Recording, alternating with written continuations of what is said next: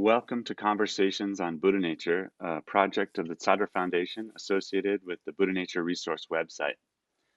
So this is the first of a series of online interviews we will host with Buddhist practitioners, scholars, and thinkers on the topic of Buddha nature. For this event, Lopen Dr. Karma Phuntsho will discuss themes of Buddha nature, happiness, and altruism with world-renowned Buddhist monk, photographer, writer, and activist Matthieu Ricard. Matthieu has lived and worked in the Himalayan region for more than 40 years, having given up his scientific career in 1972 after completing a thesis in biochemistry at the Institut Pasteur. He is known for his amazing photography of the Himalayas and of Tibetan Buddhist peoples, as well as his speaking, writing, and translating.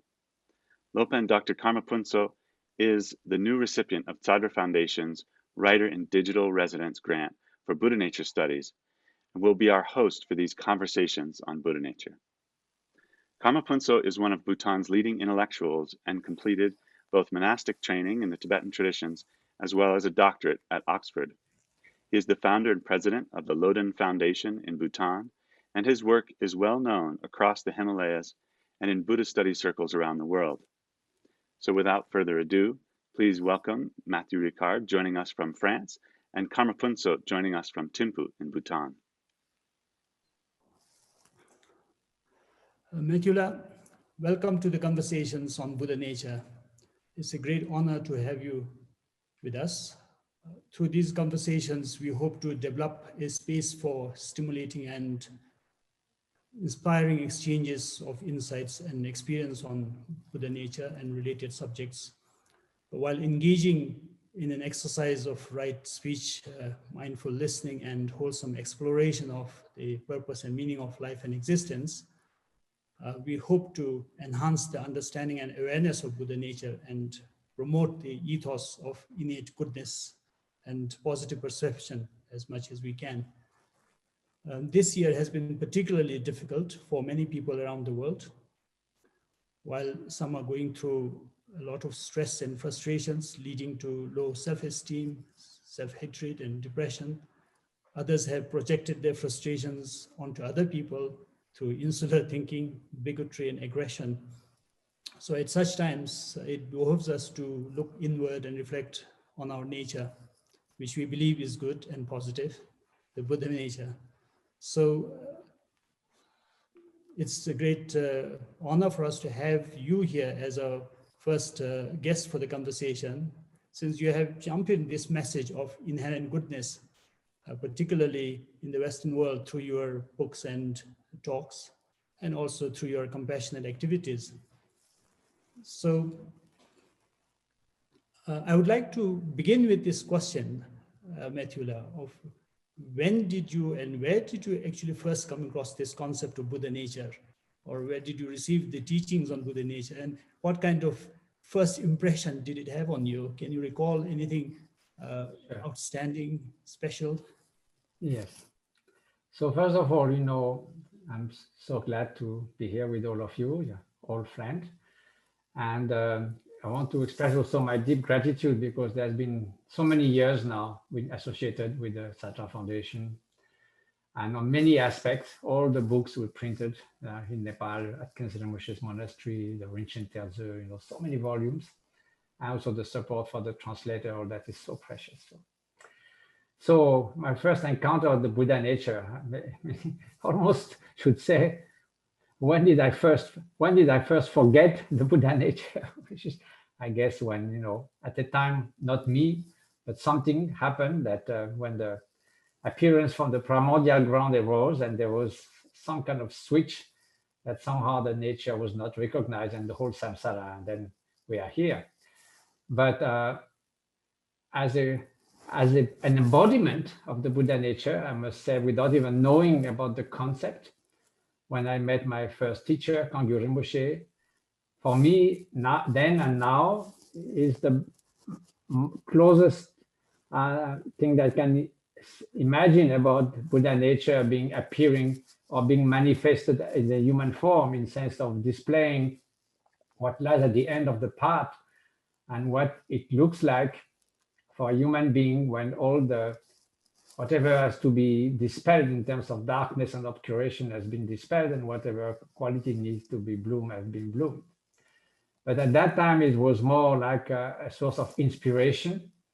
And my main practice was to try to mingle my little confused, narrow mind with this vast, compassionate, and wisdom mind. I have no idea about the formal practice, but spontaneously the idea of mingling my mind with my teacher's mind, the Guru Yoga, and sort of resting in that, what seems to be merging with this immense awareness of his, sort of was, I think, for me, the quintessence, and still the quintessence of all practices. And if you think about it, if you really can do that properly, you are bound to actualize the Buddha nature. And then later, after Kongyo Rinpoche passed away, I was greatly fortunate to be taken in hands by Jiko Khyentse Rinpoche, whom you met. I give you a name, no? Is it? No, maybe not. I thought you met him when you were very young, no? Yes, indeed, is a very young boy.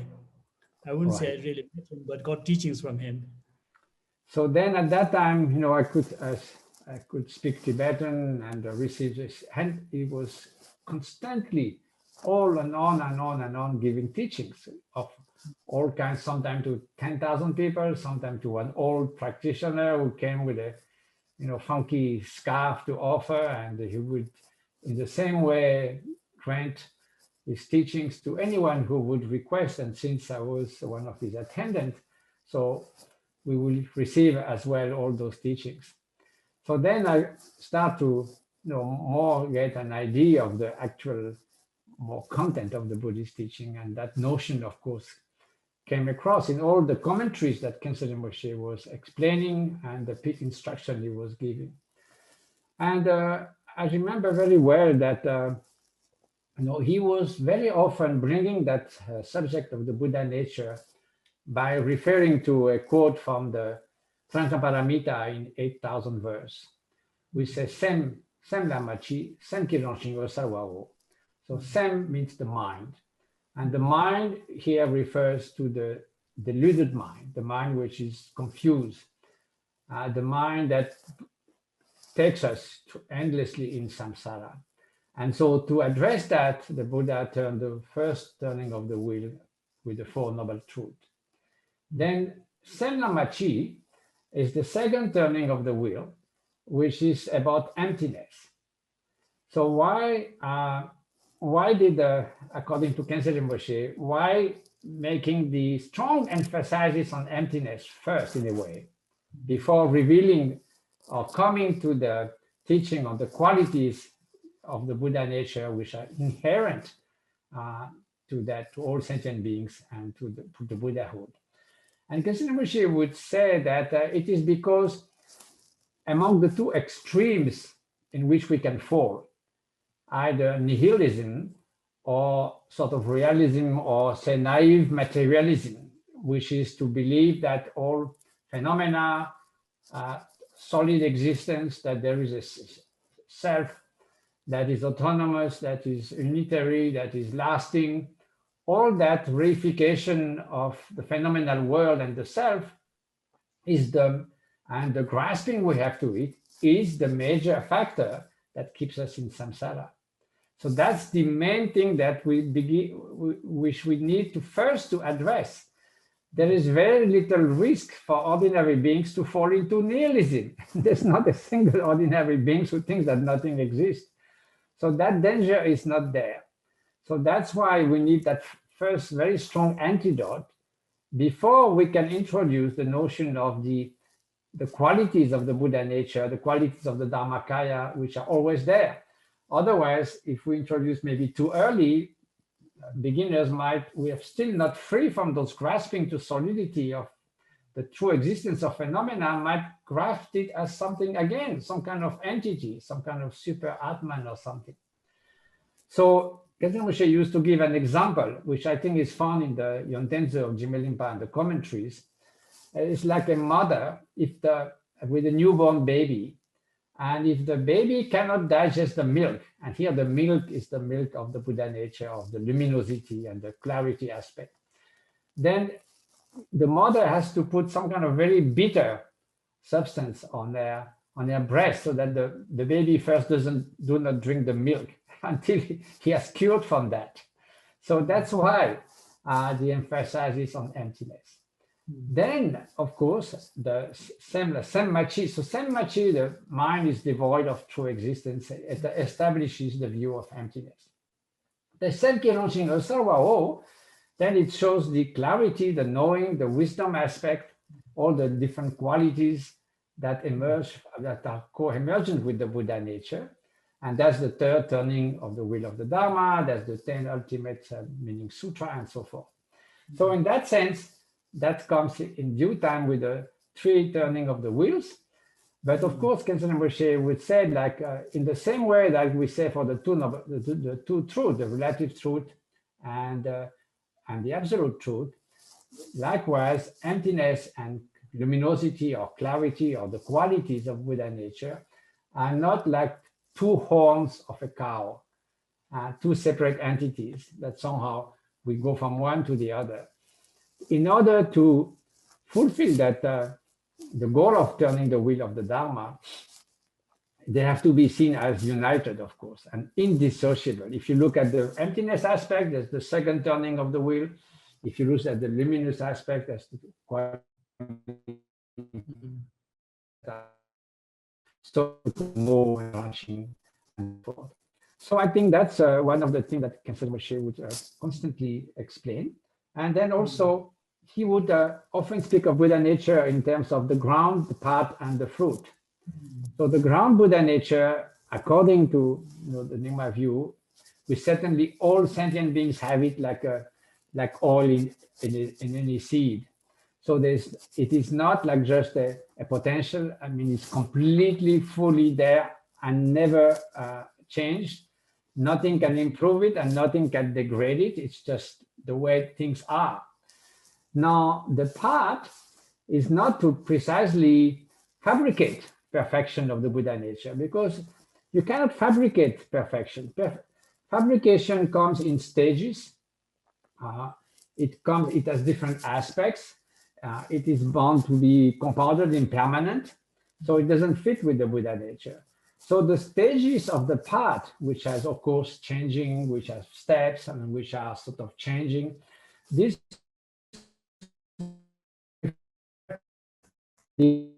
veils that mask the Buddha nature and that we need to dispel through the different methods and stages of the path. And those are by nature impermanent, compounded, and do not belong to the Buddha nature. So finally, he would explain also the Buddha nature at the time of the fruit, which is not like a maturing the fruit itself, but simply the natural actualization and full manifestation of what was already there completely in the ground. So he would say that, and sometimes he would also relate to the first pronouncement of the Buddha, I have found a truth that is profound, that is luminous, that is beyond concept and uncompounded. And would say that the Buddha could have stopped there, because the whole Buddha nature, the ultimate truth, the very goal of Buddha's teaching was there, but since being not able to understand that, so everything else, all the leading to the Buddha, to understanding that, was taught by the Buddha. So in a way, that's how the Kensei Rinpoche would teach. And then another way, he would relate it to practice. And maybe we can talk a little bit about that after that.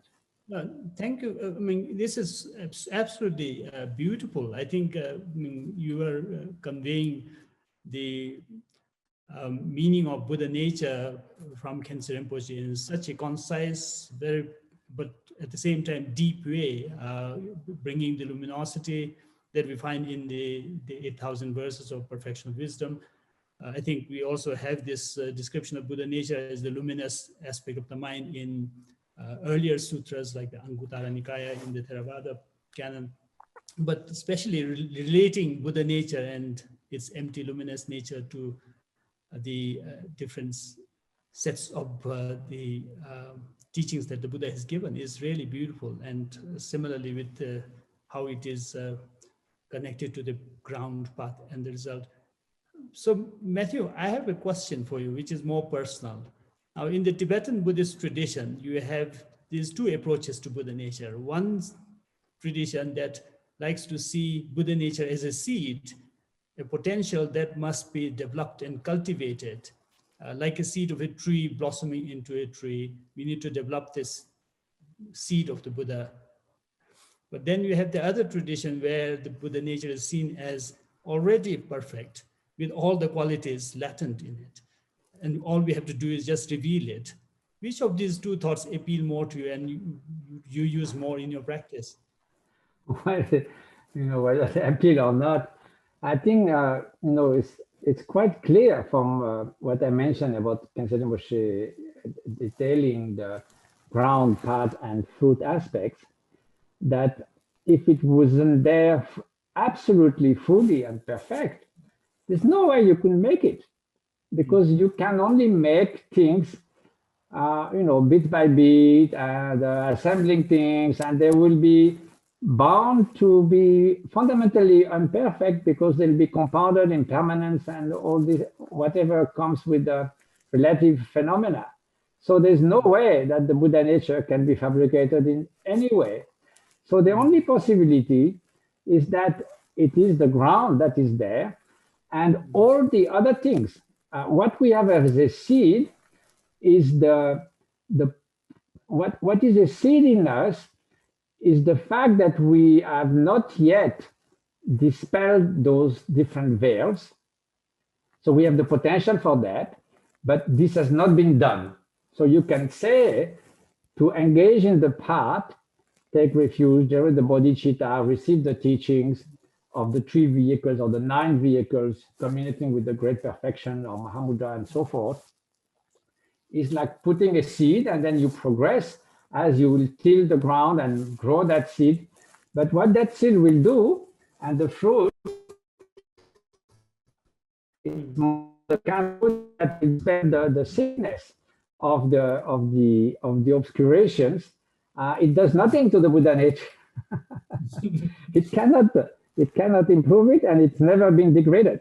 And in a way, I think interestingly, besides the showing that it doesn't make sense otherwise because you cannot fabricate perfection, there's also something relating to the teaching of the nature of mind.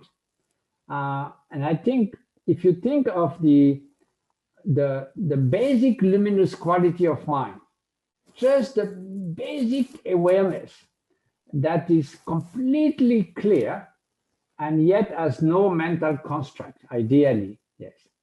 So that basic faculty, the luminous continuous mind, Nyuk Mesem or whatever name you might give, that is, how can that ever be, there's no way that can be corrupted. It can be obscured, but it cannot be corrupted. Why? Because this is the most fundamental aspect of knowing, of mind, of awareness. So if you think of it, and to give an example, like a beam of light will light up many things, a heap of garbage or a heap of gold. But the light doesn't become dirty or doesn't become expensive. It's just the faculty to reveal all phenomena, outer phenomena, inner phenomena, or simply to rest in a state without mental fabrication. So by nature, light is not modified by what it lights up. In the same way, this basic nature of mind, which somehow is the luminous aspect of the Buddha nature, there's no way it can be altered because its fundamental nature is just to know, to be aware. So in that sense, all you can do is to remove the obscurations. But that's, of course, the whole path is about that. So removing obscurations, that's where I want to come and probably dig a little deeper into your own journey. You come from a very different cultural context than me, for instance. For somebody like myself who is born in a culture rich in this kind of Buddhist thinking, Buddha nature is almost a given. Although later on as a scholar, I did scrutinize the teachings on Buddha nature a bit. But it's far easier for us to get into these kind of notions. But for you, you came from a very secular background and a Western cultural context where there are philosophers and thinkers who influence in a big way, who present humanity as being basically evil and negative and not necessarily good. Thinkers like Friedrich Nietzsche, Freud, Schopenhauer, and then people in, especially in North America, Amiran. You come from such a society, and then you move on to a concept like the Buddha nature, where everything is perfect primordially. How is that transition? And I'm sure there are lots of people who also make that kind of transition. What would be your experience in making that transition more smooth, or how do you deal with the tensions that you may face? Well, maybe because I'm just so dumb that I never even had intellectual tension, and I never been a real scholar. So, but I think that issue never came up in my mind. The reason is that for a long time, it was all about meeting the living example of what the Buddhahood could be from whatever, I cannot judge the inner realization of Kangyo Rinpoche, of the 16th Karmapa, of Dunjong Rinpoche, of Khyentse Rinpoche, but everything we manage from them seems to be coherent with that idea of clearing all the shadows and making bloom all the quality that needs to bloom. So for many, many years, it was more like through being with such teachers that it was a kind of obvious thing. Then when in the beginning, even I remember Kangyo Rinpoche even discouraged me from learning Tibetan in the beginning.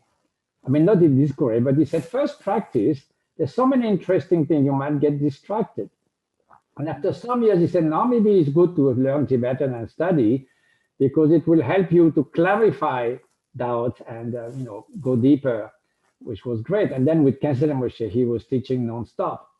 So then after having sort of being in the presence of these great masters, we exemplify whatever we ordinary beings can perceive of the Buddha nature in living form. When the teaching came, it was perfectly understandable and natural.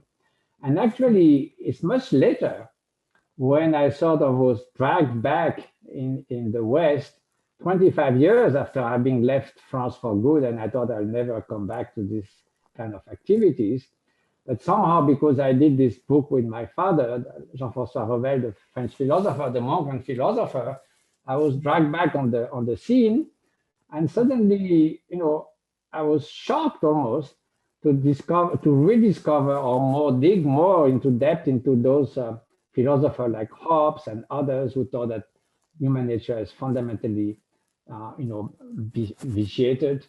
Or even, early 20th century, the first half of the 20th century, all psychologists thought that basically we are damn selfish. And any seemingly altruistic behavior, if you scratch and look carefully and, with a right inquiring mind, you will find a selfish motive. They took that for granted. So I was shocked by that more than finding the teaching on the Buddha nature. And I thought, how is that possible to have such strange views? And so that's why, I started digging into that and spending 5 years of intense work and research to research a book on altruism, because I thought, how can people doubt that, of course, we can be selfish, but also that genuine altruism does exist, and it's so much more close to our fundamental nature. Let me phrase that question again slightly differently. I mean, you were trained as a scientist. You worked in a famous science center under a Nobel laureate. And now you've also carried out quite a lot of psychological and scientific researches that are making inroads into meditation and so forth. But for lots of people, especially talking about, say, even young people here in the Himalayas, they take science as a fact. And then you have scientists like Richard Dawkins talking about the selfish gene. We have, I think the scientific world seems to be divided on whether our biological makeup, our natural makeup is more selfish or selfless. Yes. And you are really arguing that it's selfless. Well, of course, that's why I wrote a book of 800 pages to make the case. And people like Richard Dawkins, they are really in a way marginal, because a gene cannot be more selfish than a hammer or anything. A gene doesn't have no notion of selfishness or something. Anyway, this is just a catchy title, but it absolutely makes no sense. Anyway, precisely, I thought it's obvious to me through, being so many years with my teachers, that altruism does exist, that compassion is closer to our deepest nature. For instance, when we get very angry or a fit of anger and we do something that hurts others, we feel there's even an expression, I was out of myself. Somehow we stepped out of what should be our basic nature. And then when we do an act of completely disinterested generosity, say, you anonymously save the life of a child somewhere, or make someone incredibly happy by fulfilling the aspiration, nobody knows about it, and you have such a satisfaction. And it feels that's so close to what your true nature. So this kind of adequation with the deepest part of yourself. And if you are a meditator, and also I'm neither a scholar, but not a meditator, but when I try in my hermitage, and for some days, I manage, to be in a state of uniting with my teachers, wisdom mind, and watching the big space, and remaining in that, try to remain in state of awareness. The idea that out of that, hatred could arise as being hidden somewhere deep in my psyche looks absurd. From that state, it's like the light of the center of the sun. What emerges is only the light, only, goodness, compassion, loving kindness. That's what.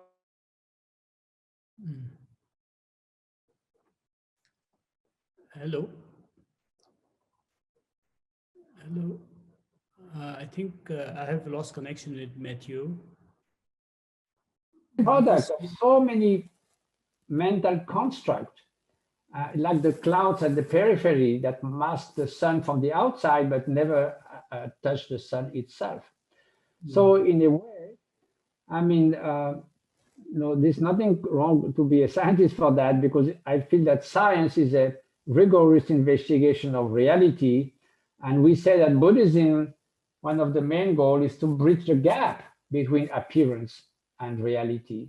Appearance seems solid, truly existing, permanent, and so forth, and independent, and they are interdependent, devoid of intrinsic existence and impermanent. So in a way, any rigorous knowledge is sort of scientific, and I never felt any difficulty to bridge my training as having a rigorous mind and what I discovered thanks to my teachers. Thank you, Matthieu. I think I lost you for a brief moment, so I don't know if I caught everything that you said. But one of the things that we today face all over the world is this kind of wicked world syndrome, a serious negativity bias. So how do we overcome such strong prejudice and bias, especially taking a more secular, universal approach rather than going in a very narrow Buddhist way? Yeah, that's very important. The wicked world syndrome is very simple, and it's related to the banality of goodness. I love this word. Hannah Arendt spoke of the banality of evil, speaking of Adolf Eichmann and some of the Nazis, because there seems to be ordinary people working in office and they commit the most terrible atrocities. But the banality of goodness is that most of the time, most of 7 billion human beings behave decently with each other. And we don't notice, because that's what is the baseline, that's what we are. When you come out of a train or a plane or a meeting hall, you don't congratulate yourself because people didn't kill each other on the plane. This is normal. If 2 people start fighting, you say, wow, 2 people start to fight in the plane, everybody will speak about that. If 100 people help some elderly somewhere, it won't be in the 8 o'clock TV news. If one of them attacks an old lady in the street, you, sir, you have your hour of glory. So because it is deviant, we speak all the time, and because there's always something happening and the media like those things, we're attracted somehow because it's a potential danger. That's the wicked world syndrome. But scientifically, there's absolutely no base for this idea of universal selfishness. It's like what has been called armchair science. All the evidence, and the great psychologist friend of mine, Daniel Batson, spent 20 years with his team devising so many types of ingenious experimental setting to show that if you were giving the possibility of people to behave in a selfish way, having an easy escape and so forth, they'll get out of their way without reward, without being praised. I mean, I spare you the details. He spent 20, 30 years doing that to actually do something that they were motivated for the good of the person. So that's genuine altruism. And he said the selfish hypothesis so far doesn't tend to experiment. So that's very important, because in a way you could say that those basic good human qualities, fundamental human qualities that makes a good human being, that's the idea of secular ethics that the Dalai Lama is proposing. Basic fundamental human qualities, out of which compassion and altruism are the most needed in our world. Those are much more attuned to our true nature. And we could say that somehow, to relate to our initial topic, they are sort of the glow of the Buddha nature. If the Buddha nature wasn't there, this would not happen. It's a little bit like, you don't see the sun, but it still lights up the world through the clouds, even though you don't see the sun. So somehow it's the glow of it. And this is very interestingly shown in very young children, because you would say, if as Freud was thinking that the little children are selfish brutes, but when they are 5 years old and they see how the social work, they see that maybe it's better to pretend to behave nicely so that we can get along and fulfill our self-interest. So just more like a calculus than anything else. This has been shown to be completely wrong. All the studies done with very young infants from 1 to 4 years old, done by people like Warneken and Tomasello at the Max Planck in Germany and other places, show that first they are unconditional cooperators. If an experimenter drops something and is standing on the stool and the kids are playing in the room, even 2 years old, they stop playing and they come and pick it up to give it to that guy. So this is 90%. And now also young kids prefer people who behave nicely to each other, not to them. Now you show them two kinds of puppet. One puppet is trying to open a box, and the second one said the blue puppet comes and help to open the box. Then later on, the second puppet comes, the red puppet, and instead of helping, it sort of slammed back the box. Now another experimenter showed those two puppets to the 1 year old toddlers. 95% pick up the nice one. So there's an innate propensity to appreciate goodness, to express goodness, to cooperate. So we can become psychopaths, commit mass murder, genocide. Yes, absolutely. But the predisposition is stronger towards pro-social behavior, towards kindness. And that's why we call it the basic goodness or the banality of goodness. And that's why we are shocked when something terrible happens.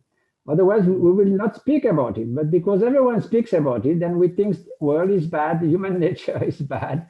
Overexposure of the media who shows only those things because somehow, it's a potential danger. So we need to pay attention, but we don't pay attention to the goodness that is there.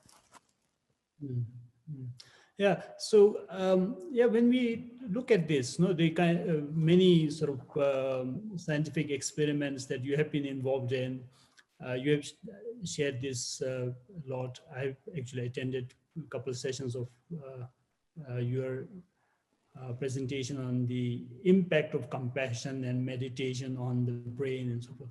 So if you put this in the context of Buddha nature, different aspects of Buddha nature, such as clarity or compassion, altruism, is there possibility that we can enhance these qualities of Buddha nature without running through the traditional route of cultivating it through meditation and practice? In other words, would there be some future sort of drugs or different ways of stimulating these qualities? Well, why going that way? I mean, no, you can do a lot of things in the brain with electrodes and drugs, and but they don't replace training and practice. And I'll tell you why. For instance, when people have this, epileptic fit, sometimes you need, if it is very serious, the neurosurgeon has to fit some electrodes in the brain. So for that, you do it when people are not sleeping, because you need to see their reaction. And anyway, the brain is insensitive. So you open the skull and then try to place it in the right place so that you can suppress the epileptic fit. But while they do so, sometimes they have a very strange, they put it somewhere else and there are very strange things happening. Some people see hallucination. They see their dog coming in the room. But some people, they get instantly depressed. All of a sudden, they say, what I'm doing in this world? I'm totally useless. The world would be better without me. So what?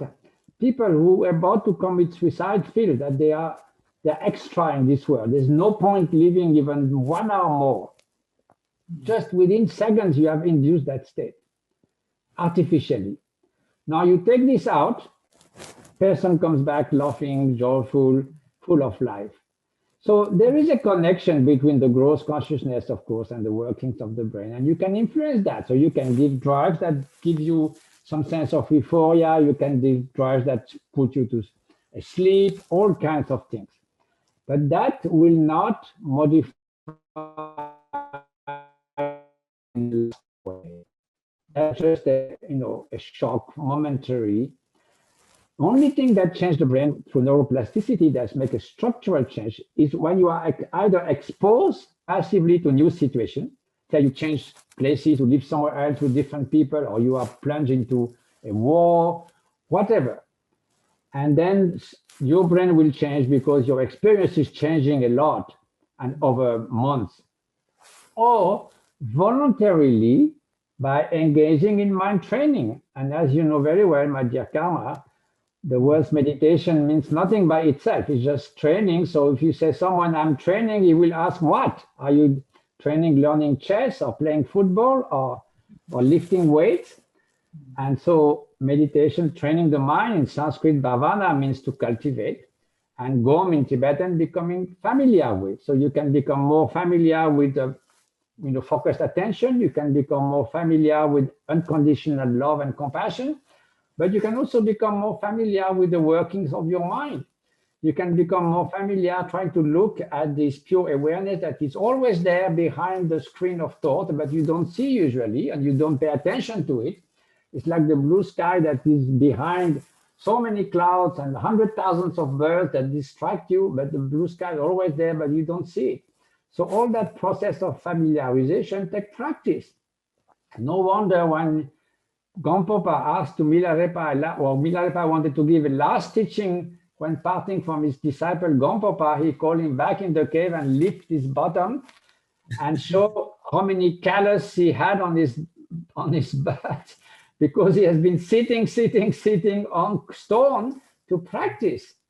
So practice is the only way. There's no such a magic bullet to cultivate those qualities. And again, cultivation means, removing slowly the veils that mask our true nature. We are not fabricating anything. We are revealing what is there, like cleaning the gold. Matthieu, I want to come back to your experience with your teachers. You have had this wonderful life working with great masters like Kanju Rinpoche, Devu Khenche Rinpoche, His Holiness the Dalai Lama, Yoshike Rinpoche, and many others. But one of the things that you also did is you have worked on some historical masters, really outstanding masters, two of whom I've read the works you have done. Shabkar Songtu Rangdal, whose autobiography you have translated some 20 years ago or so. And then more recently, Zapatu Rinpoche, whose life and teachings you have recently published as the Enlightened Vagabond. So when you follow these past masters through their writings, what kind of sort of experience do you get? Or another way of asking is, how do you sort of feel being their voice, their voice for the contemporary audience? Well, And how does that help your practice on Buddha nature? well, I'm not sure I'm a worthy representative of this grace being. As Shapka himself said about himself at the beginning, he feels like telling his life story is like the donkey trying to run about those wonderful stallions that gallop ahead. So I think this was also inspired by my teachers. Kangyur Rinpoche used to tell a lot of stories about Patrul Rinpoche, and he was encouraging us to learn the Kunsala Meshelung, the words of my perfect teacher. That was one of the first things that we learned. And then on few occasions, Khyentse Rinpoche said that one of the most inspiring life story in Tibetan literature was that of Shapka, autobiography. And then our dear and regretted Gene Smith, also, which really I have so much admiration and love. He said also, oh, you should read the life of Shapka. This is just amazing. So, and then when I started reading, I mean, this really should be available to practitioners. So that was my motivation. And about Patrul Rinpoche, I realized that there was two short biography. Actually, one was an expansion of the first one. Tempo Kumpel was an slightly expanded version of Totup Tempe Nimas, but only 20, 30 folios. While over so many years, 40 years, I heard so many stories. So I started writing them down. And then later, when I really felt that the tradition might disappear, the oral tradition, because I was hearing the same story after 20 years, and they will sort of get smaller and smaller and with less and less essence. But when I heard them from Khyentse Rinpoche, from Nushiken Rinpoche, and other great masters in Tibet, so they were almost as if Patrul Rinpoche was there now, alive, and things were happening. They were telling them like almost it was just 5 minutes ago. So I thought if I don't write down this will disappear. And so I collected over 100 stories, oral tradition from 18 different masters. Some of them were in such difficult dialect from Zachuka, I had to listen again and again with some friends. So anyway, I'm very glad that I could be, instrumental and visiting the places and finding out the descendant of his family and his last object, which Patrul Rinpoche used to have. So bringing that to life so that it stays with us as a source of inspiration. And for sure, Patrul Rinpoche and Shapka's life are extraordinary source of inspiration for practitioners. Their teaching, the life example is the closest thing we can have to meeting them. So with Khyentse Rinpoche and Kangyur Rinpoche and the Karmapa and the Rinpoche, we have also photographs, which for me is another way of, wow, this is how they looked. Imagine you could see the face of Longchenpa or Jigme Limpa. That would be nice, no? Even though we can meet them to their writing even more, but somehow, their faces somehow express different facets of enlightenment. And they're all very different. Some are, skinny, some are very tall, like Khyentse Rinpoche, some are very skinny, like Kalo Rinpoche.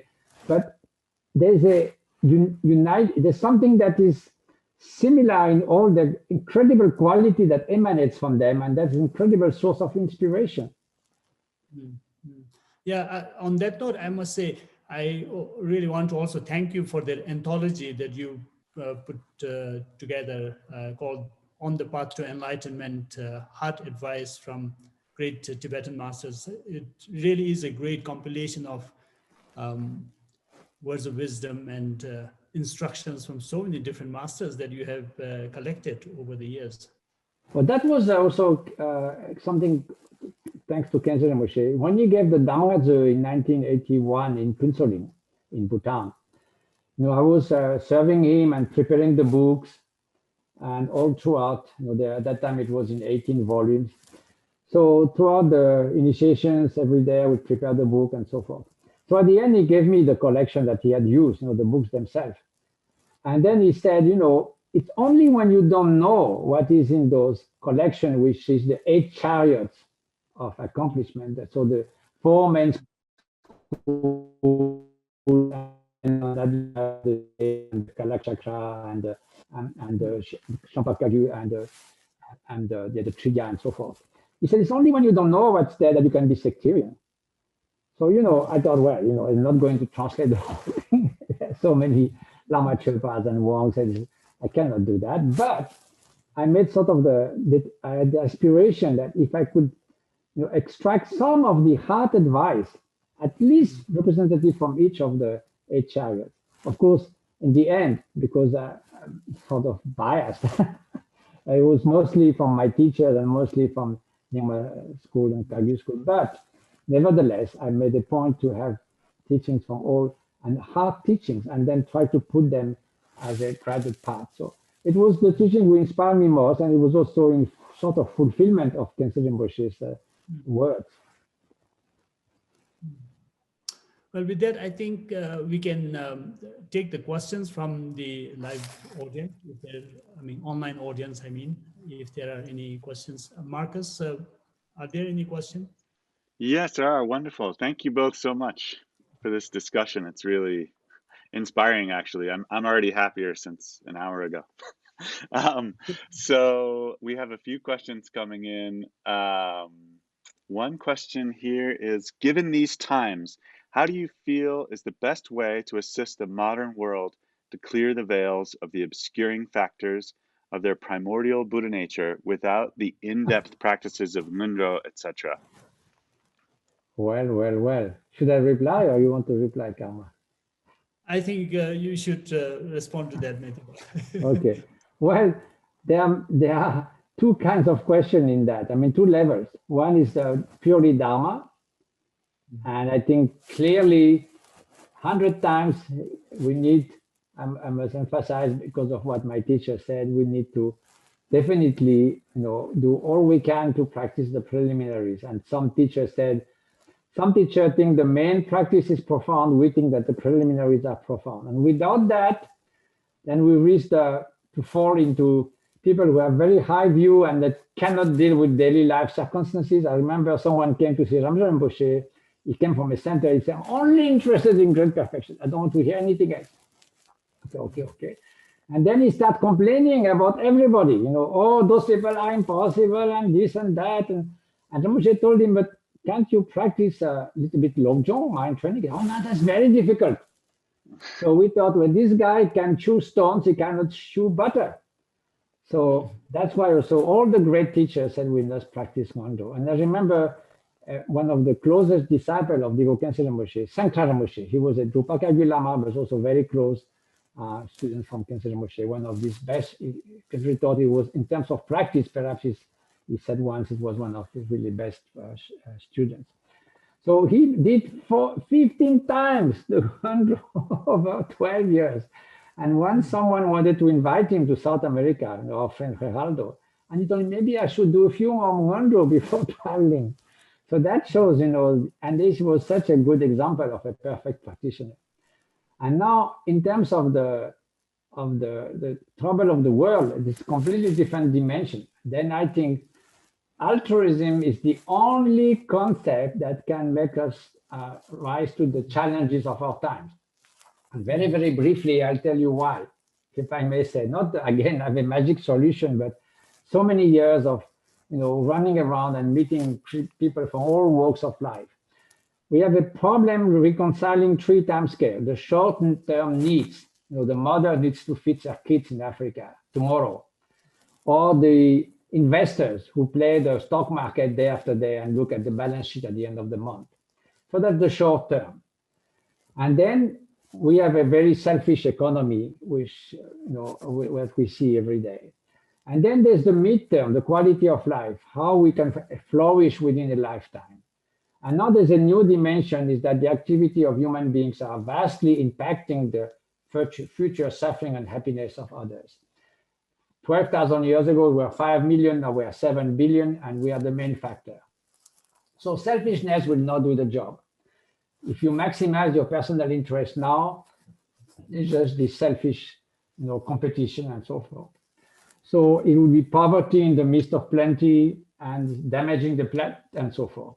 So if you want to sit around the table, have investors, social workers, politicians, scientists of the environment, and have one concept that can help us to build up a better world, the only one that works is having more consideration for others. If you do so, you will remedy to social injustice, you will remedy to poverty in the midst of plenty, you will have an economy that is based on solidarity, that is at the service of society. You will provide, like the GNH in Bhutan, gross national happiness, the condition for people to flourish. You will put that at the forefront. If a nation is the most powerful and the richest and everybody is unhappy, what's the point? So we must put the well-being of the citizen forefront. And then we must value the well-being of future generation and of 8 million other species who are populating this earth as our co-citizens. And I'll give you one number about that. We evaluate the number of Homo sapiens who ever lived on earth. It's not big. It's around 110 billion. Because again, 10,000 years ago, we were just a few million on earth. No big deal. So 110 or 20 billion, that's the number of animals that we kill every 2 months, for our so-called needs. So that is a huge incoherence in our ethical system. So all that, only compassion and altruism can solve those issues. No other way. Selfishness will not do the job. Sometimes I joke that I'm a Marxist, but I'm the Groucho Marx tendency. Groucho Marx said, why should I care for future generation? What do they do for me? Well, unfortunately, that's what many politicians and people are telling now. They don't care about future generation. They don't care about the environment. So that's not acceptable. So that's why this is, in line with the secular ethics of the Dalai Lama. This is in line, that is our basic goodness. This is in line with our potential to do something. This is in line to enact compassion in action. So that's why we founded, the very modest contribution, this association called Karuna Sechen in India, Nepal, and Tibet, that now helps 350,000 people every year in the field of education, health and social welfare. So we do what we can to alleviate the suffering of others, but that's a must. Compassion without action is sterile. Compassion without wisdom is blind, but if you don't do anything, then it's just words. Yeah, I couldn't agree more with Matthieu on this. I think Nyondro is a wonderful practice, wonderful system for those who want to pursue a very serious, dedicated Vajrayana practice. But I think in the real world, a lot of people are busy. They have their own priorities. So if one can't do a very systematic Nyondro practice, one could certainly focus on a specific practice and be an expert in that. And we have, for instance, I think, if I remember correctly, when King Prasenjit approached the Buddha for a concise practice, the Buddha told him that as a king, he wouldn't have time for many things, but there's one thing he could do, and that's loving kindness. And we have, there's always time for good heart. As yes, it's only an interpreter, sometime at the end of a conference, he said, I might have said something. If you think it's useful, use it. Otherwise, drop it. But one thing, please try to have a good heart. So that sounds very simple, maybe too simplistic, but in fact, that's all we need. Good heart, laksam. And this leads to bodhicitta if we can, but at least don't harm. And if you can do much good, don't harm, please. Yes, a good heart that is also practically engaged and active. So I think, yes, as Matthieu pointed out, engaged compassion is what the world calls for right now. Yes. Marcus, next, please. Yeah. Yeah, so you've answered actually a number of the other questions already. You're covering things people are asking about really well. Here's a little shift, though, if you will, to philosophy. Someone is asking, Kunsong is asking, how can we reconcile the teachings on Buddha nature with the Prasangika Madhyamaka system? Very different kind of question. Ooh. Well, I mean, again, this is really, I'm not an expert. I heard our friend Woolston did a wonderful lecture. So that's kind of the donkey is coming in. So I don't know, Karma, you want to say something? Well, basically, you know, I've received here in Dordogne for many years explanation from Kenshin Pema Sherap. And, you know, I'm a very bad student, but it's kind of clear that this ultimate truth, how can it be different from, you know, somehow fundamentally different from the Buddha nature, that phenomena are devoid of intrinsic existence? Maybe the luminous aspect is not emphasized as much as in the third turning, but there's for sure no contradiction. And in a way, even when you practice the great perfection, we said you have to lay the foundation with the view of the Madhyamika. And then from that, all the unfolding through pure vision, through devotion, through seeing the ultimate nature of mind, the luminous aspects comes in of the Vajrayana teachings. But in no way you sort of part of the understanding of the Madhyamika, of course. And also, when Nibbana Moshe said the ultimate description of reality is the union of emptiness and appearance, I mean, this perfectly resumes my very limited understanding. But, you know, Karma has been done extensive study also with Kenshin Pema Sherap, I think. So after the donkey, let's see the stallion. Not at all. I'm the donkey here. But I think Matthieu and I, we approach this topic from the same sort of angle in a way because of our close connections to people like Kenshin Pema Sherap and many other Nyingma masters. I did study in the Gelug tradition as well and have some Kagyu masters. But I think on the whole, among most of the great scholars and practitioners of Tibet, there's really no tension between Buddha nature and Prasangika Madhyamika.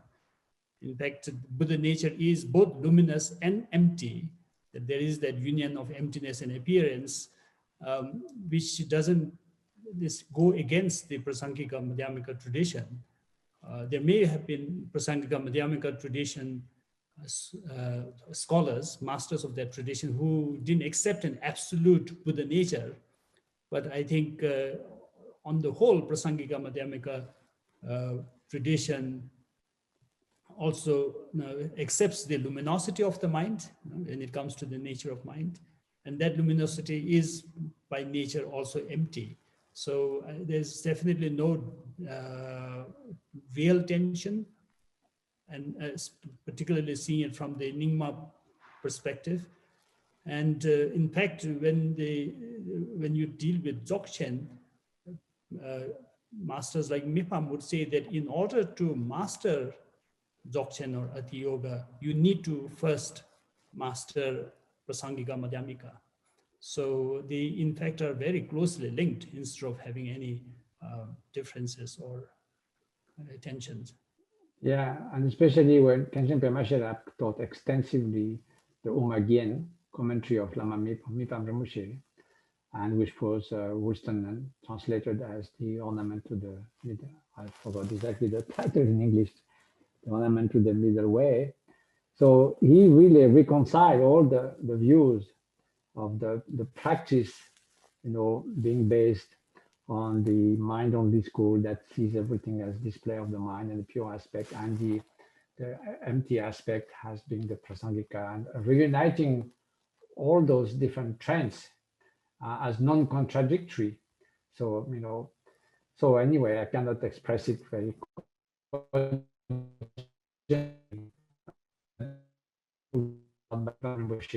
who then has many other commentaries, you know, and teachings on the nature of mind. So this is nothing contradictory. And so that's why it's so important to see the Buddha teachings as non-contradictory and all leading to the same goal and having ultimately the same intention, which come back to what I mentioned at the beginning of the first pronouncement of the Buddha. I found a truth that is profound, luminous, uncompounded, and beyond concept. And that all leads to that. through different steps. You know, Kanzi Moshe used to say in the beginning, you cannot give solid food to a newborn baby. And then later, as our understanding and realization grow, then we can accept bigger views and more profound views, and have also an experiential, direct experience of what all that means. Could you maybe give some recommendations to everyone in terms of reading or anything you think that people could, you know, anything you would particularly recommend if people are interested in learning more about Buddha nature, or anything you've talked about today? I don't know. Well, specifically about Buddha nature, I mean, I think if you look at the whole guided part of the Nyingma tradition as set in the Treasury of Precious Quality, the commentary of Kangyo Rinpoche on Jigme Lingpa's Yonten Rinpoche Dze.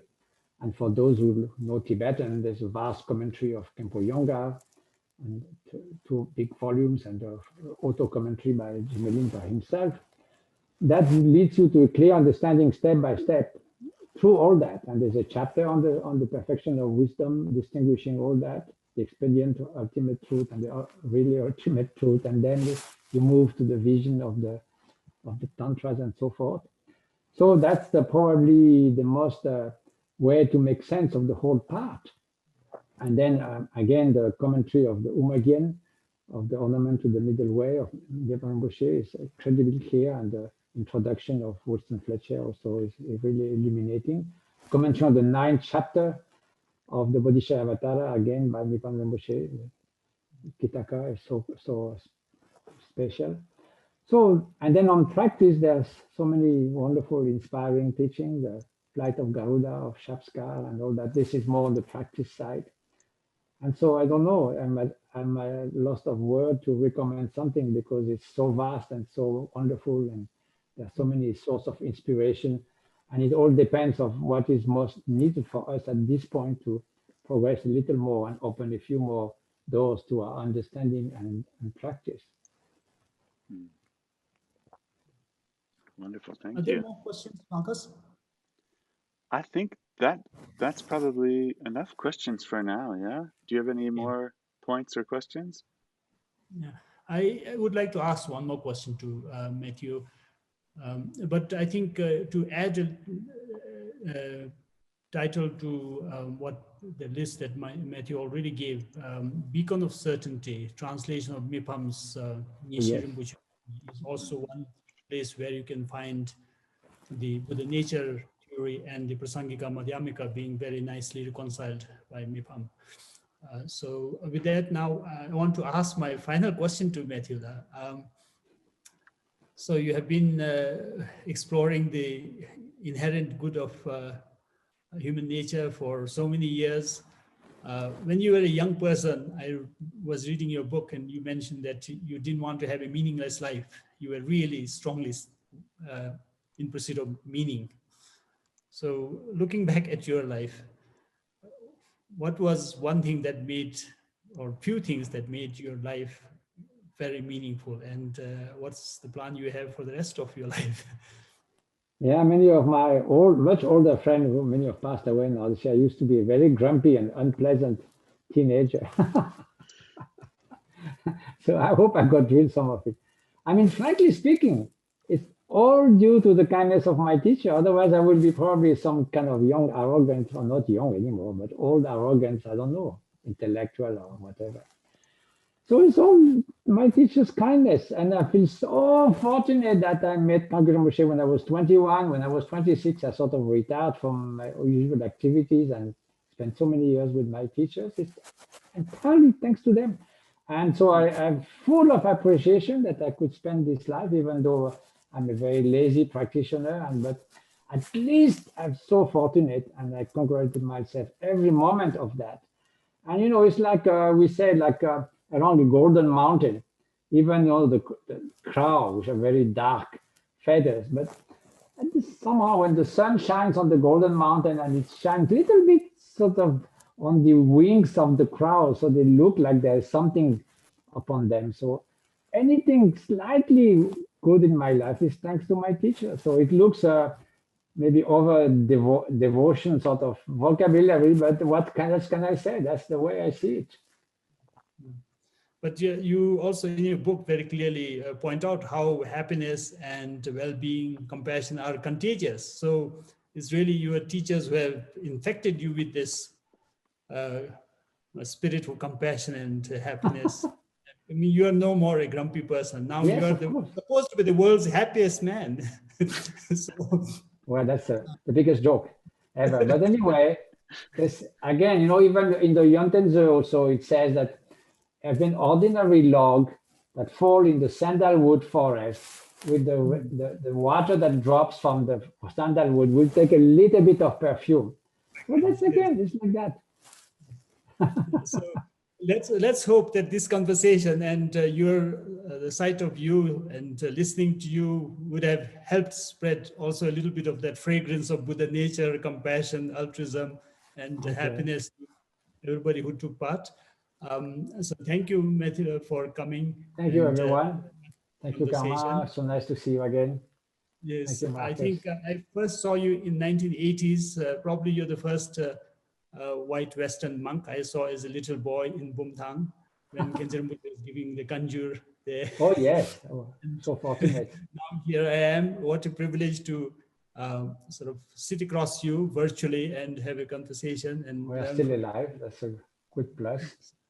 Thank you very much. And I think before we close, I'll probably ask everyone to sort of take a moment to dedicate our merits, that through whatever good we have done and will do in the future, may all beings attain sukha, the state of lasting well-being, and flourish in both health and spirit.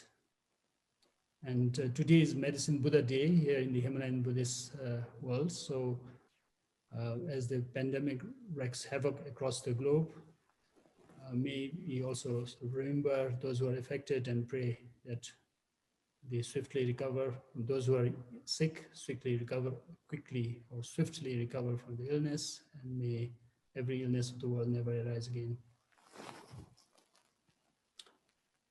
So thank you. And thank you, audience, for joining us from wherever you are. And don't forget to visit buddhanature.org and find out more on Buddha Nature. Thank you. Thank you. Thank you, everyone. Take care. Thank you so much.